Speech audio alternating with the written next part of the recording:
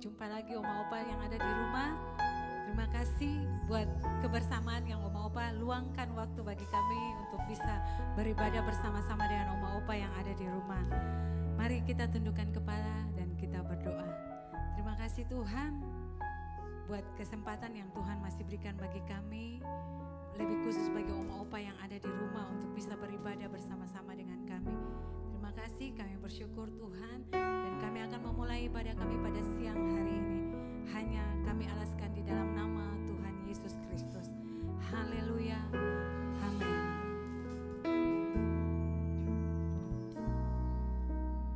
Ku tak dapat lupakan kebaikan yang ku terima,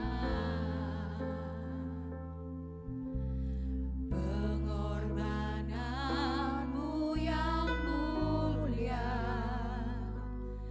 jadikan ku berharga. Amin. Kau tulus menerima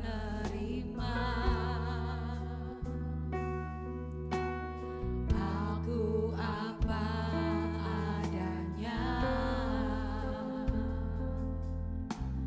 kekuatan kasih-Mu nyata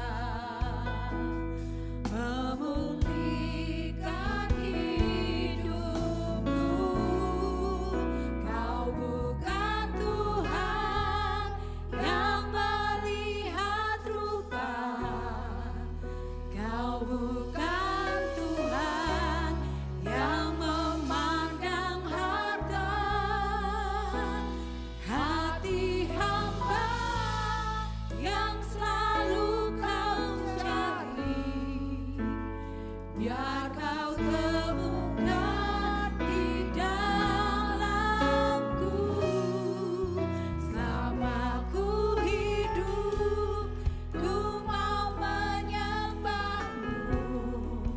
sebab Engkau sangat berarti bagiku. Yang terbaik yang ada padaku, ku persembahkan kepadamu, Yesusku. Ini hati kami Tuhan, kami persembahkan bagi Engkau Tuhan. dapat lupakan Amin. Kami tidak dapat melupakan semua kebaikan kebaikan yang ku terima, Amin. Amin. pengorbananmu yang mulia, Jadikan ku berharga. Kau tulus menerima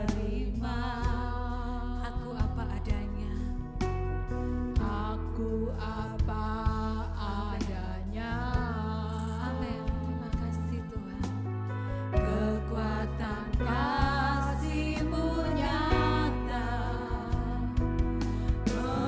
memulihkan hidupku. Kau bukan Tuhan yang melihat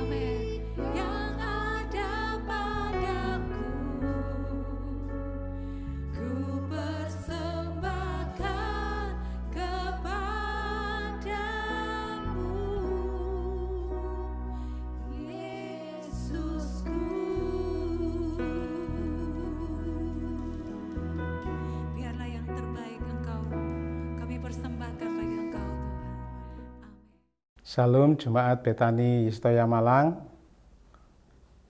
Opa-oma yang kami kasihi di dalam Tuhan, hari ini kita akan belajar dari firman Tuhan, yaitu di dalam kitab Lukas, pasal 2 ayat 25 sampai ayat 26. Ayat 25 saya bacakan. Adalah di Yerusalem seorang bernama Simeon. Ia seorang yang benar dan saleh yang menantikan penghiburan bagi Israel. Roh Kudus ada di atasnya. Ayat 26 dikatakan, dan kepadanya telah dinyatakan oleh Roh Kudus bahwa ia tidak akan mati sebelum ia melihat Mesias, yaitu yang diurapi Tuhan. Ya, hari ini kita akan belajar dari seorang Simeon yang menantikan jawaban daripada Tuhan. Di sini dikatakan ayat 25 adalah Simeon ini adalah seorang yang bernama Simeon, ia adalah seorang yang benar dan saleh yang menantikan penghiburan bagi Israel. Di sini Simeon ini sedang bergumul menanti jawaban Tuhan. Yang dinantikan adalah bahwa Tuhan menjanjikan bahwa di Israel nanti Tuhan akan memberikan penghiburan, yaitu Mesias, si penebus dosa ini bagi umat manusia. Di sini Simeon ini orangnya sudah lanjut usia, sehingga dia menantikan tiap hari dia berdoa. Di sini dikatakan bahwa Simeon ini adalah orang yang benar. Jadi benar itu tiap hari ada hubungannya dengan Tuhan. Selalu dia berdoa, membaca firman, dan melakukan setiap ketetapan-ketetapan firman Tuhan. Jadi benar di sini adalah tingkah lakunya, tutur katanya dan tingkah lakunya itu sama.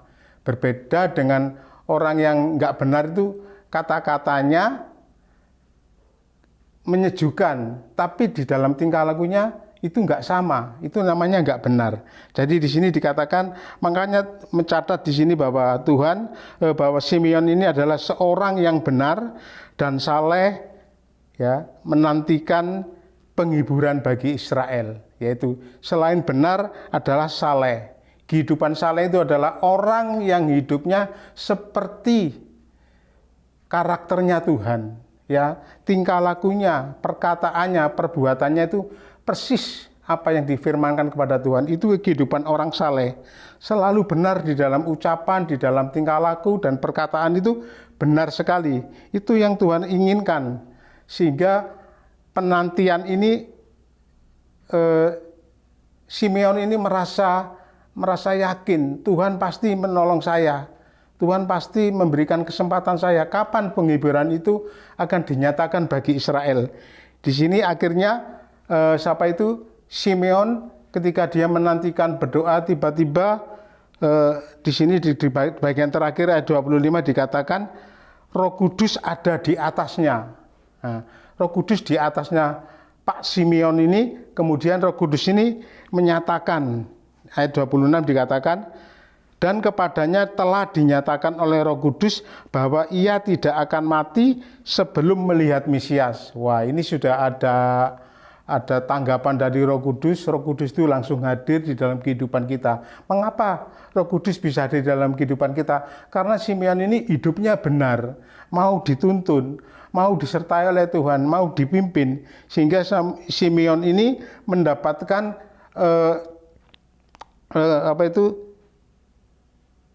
mendapatkan urapan atau perkataan pernyataan Roh Kudus di dalam kehidupannya. Roh Kudus bilang, Simeon, kamu tidak akan mati sebelum kamu melihat Mesias yang telah kamu nantikan itu.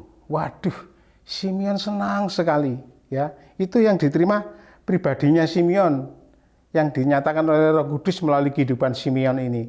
Ketika sampai di situ dikatakan di dalam ayat 26 selanjutnya, ya, bahwa ia tidak akan melihat sebelum ia melihat Mesias, yaitu dia yang diurapi, ya. Akhirnya Simeon ini ketika Yesus lahir pada waktu masih bayi, dia di bait Allah, Simeon ini dituntun Roh Kudus untuk datang di bait Allah. Akhirnya dia ketemu dengan bayi Yesus pada saat itu. Itulah penyataan ketika kita bisa hidup benar, hidup saleh seperti yang Tuhan kehendaki, kita bisa mendengar suara Tuhan. Kita bisa mendengar perintah Tuhan di dalam kehidupan kita. Sehingga Simeon ini orangnya yang taat. Apa yang dikatakan Roh Kudus ini, dia langsung tanggap. Dia langsung pergi ke Yerusalem, dia berdoa menunggu. Ternyata benar ketika dia sudah di bait Allah, dia berdoa memohon kepada Tuhan, tiba-tiba ada seorang ibu menggendong anaknya, ya di situ dia mau memberikan pengorbanan ucapan syukur bahwa setiap bayi yang sudah 8 hari lahir, mereka mempersembahkan ucapan syukur kepada Tuhan. Disinilah Tuhan menginginkan setiap kita. Mungkin opa oma saat hari ini menghadapi suatu penantian.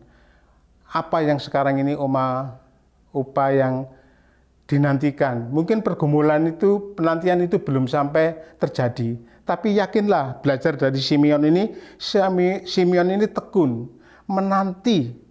Nggak tahu berapa lama akhirnya Roh Kudus memberikan pernyataan bahwa kamu tidak akan mati, kamu akan melihat penghiburan yaitu Mesias yang akan datang di Israel ini. Wah, benar. Ketika kita tekun mau belajar kepada Tuhan, Tuhan akan menyatakan, Tuhan akan memberitahu kita, yaitu kalau kita saat ini mungkin kita nggak bisa melalui kayak ketemu dengan malaikat, tapi Roh Kudus bisa berbicara kepada oma, kepada opa saat hari ini, sehingga kita bisa dikuatkan dalam penantian ini. Kita nggak sampai menyerah. Tuhan akan menuntun kita, pasti Tuhan akan memberikan suatu jawaban. Ya, ini seringkali yang saya alami, seringkali saya mendapatkan penantian lama sekali. Contoh pada waktu itu saya tahun 2013 saya mau diajak orang pergi ke Israel, tapi tiba-tiba waktu sudah berangkat saya nggak jadi ikut gitu loh. Waduh, ya memang saya kecewa ya, tapi saya nggak putus asa. Saya bilang, Tuhan pasti saya percaya suatu saat saya bisa pergi ke Israel. Nggak tahu kapan, tapi saya rindu. Tapi terbukti pada tahun 2020 saya bisa berangkat ke Israel melalui pertolongan Tuhan, melalui gereja Betani Malang ini. Itulah penantian saya, nggak pernah menyerah. Akhirnya Tuhan kabulkan doa-doa saya, penantian itu sudah terjadi yang saya alami sehingga saya pergi ke Israel bersama Bapak Gembala dan rekan-rekan semua. Sampai di sana saya boleh melihat kejadian-kejadian ketika Tuhan Yesus waktu ada di dunia, dia berdoa, disalib di sana, ya menyembuhkan orang, tempat-tempat yang ada di situ semua pernah saya lihati semua. Disinilah ketika kita bersandar kepada Tuhan, berharap kepada Tuhan, pasti Tuhan akan menyatakan kerinduan kita. Inilah firman Tuhan pada hari ini. Kami percaya Opa Oma diberkati oleh Tuhan. Terima kasih, Tuhan Yesus memberkati. Salam. Ayo Opa Oma, sekarang kita angkat kedua belah tangan kita terima berkat Tuhan.